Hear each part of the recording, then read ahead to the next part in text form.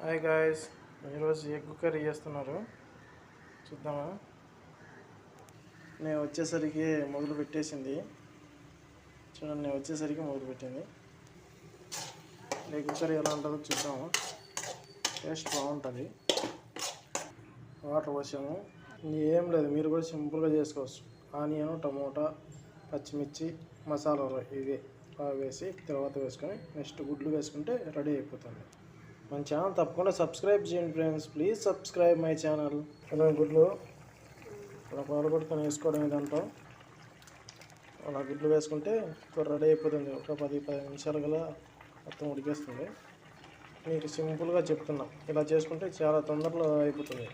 మహా అంటే ఒక 15 మినిట్స్లో రెడీ అయిపోతుంది కూర. మీకు అన్నంలోకి చపాతీలకి ఇలా టేస్ట్ చాలా సూపర్గా ఉంటుంది.